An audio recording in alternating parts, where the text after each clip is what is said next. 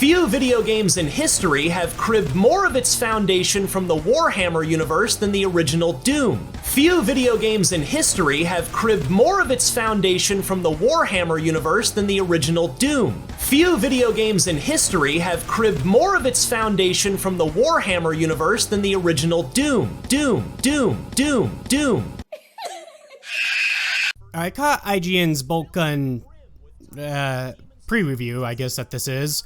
The game itself looks fantastic. I got Iron Fury vibes off of it. But that's not what I'm here to talk about. Rather, it's this interesting claim, made under the auspices of IGN. Doom stole from Warhammer 40k. I think that's what they're implying. I'm not actually familiar with this word. I used some context clues and, Google, to discern its meaning. Well, anyways, is there any truth to this? Did the ID steal from the GW? Thieves lack the virtue that the dark gods find so pleasing to crush. To start with, Doom came out in '93. 3rd edition wouldn't be out for about another 5 years, and that's what would really be 40k. 1st and 2nd edition, we're still in Rogue Trader era here. We have Chaos Androids, half Eldar Librarians, and squats haven't been exterminated. Alright, so the actual obvious first, the demons. Well, Doom has demons. 40k has demons. It's an important distinction one would do well to remember. Killing demons is what Doom is all about, to some banger tunes. Some are epic, others somber, all are fantastic. In 40k, demons are one facet of the IP, and one not truly at the forefront.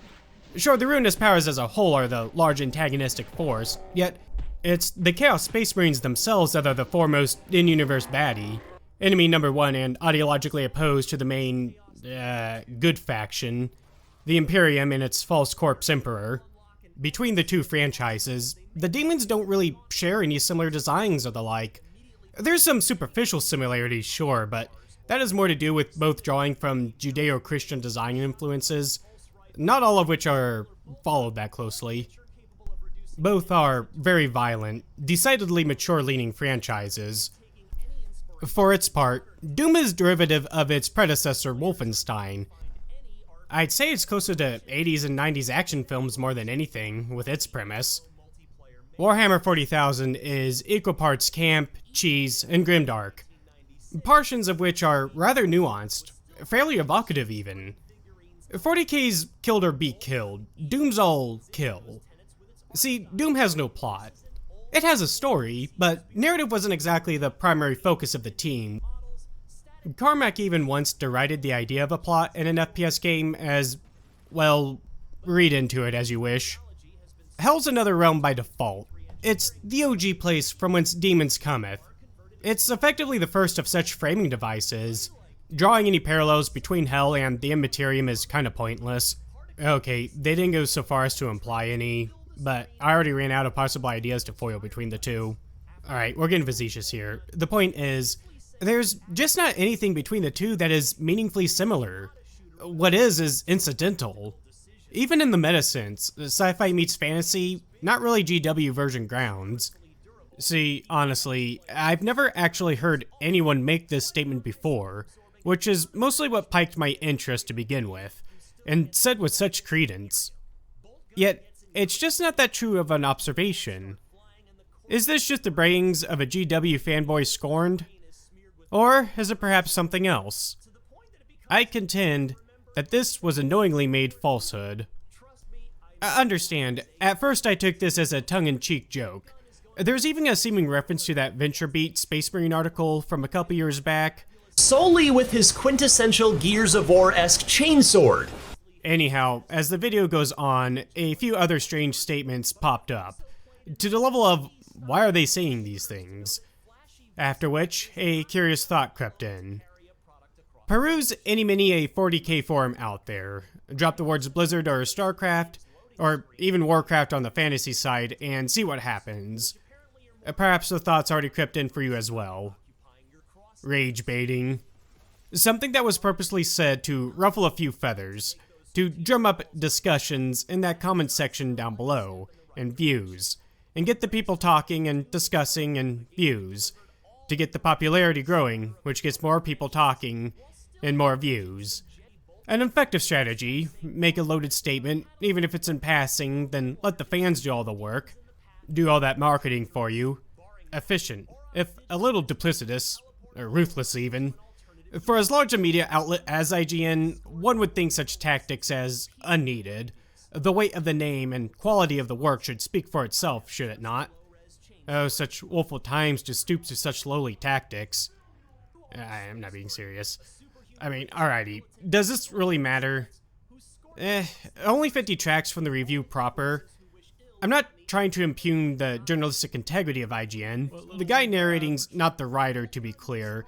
It looks like it was a freelancer, although they do make it seem like that's not the case. After an hour with Boltgun, I can safely say that the action comes together beautifully. So I found myself absorbing a ton of punishment as I eviscerated any who stood against the glorious Imperium. I noticed a few tips in the game's loading screens that made reference to different damage types, which apparently are more effective depending on whatever is currently occupying your crosshairs. While I didn't play enough of Boltgun to make those strategic calls myself, that does sound like a... But with those other statements, the video starts to be a bit incongruous. Stuff like this.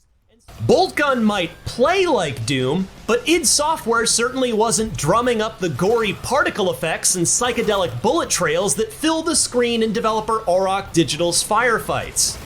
Was this actually supposed to be referencing Quake back at the start instead of Doom? There weren't exactly physics cards back then yet, and you didn't even establish the cribbing to be a visual or aesthetic point. Why bring this up now? Then they dropped this. This is not a shooter about making tough tactical decisions. The Space Marine is big, beefy, and generously durable. He compels players to switch their brains off.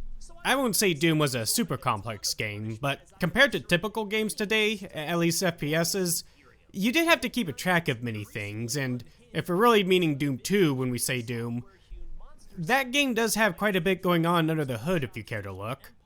Time travel is possible. I have just the low-res chainsword to prove it. Low res?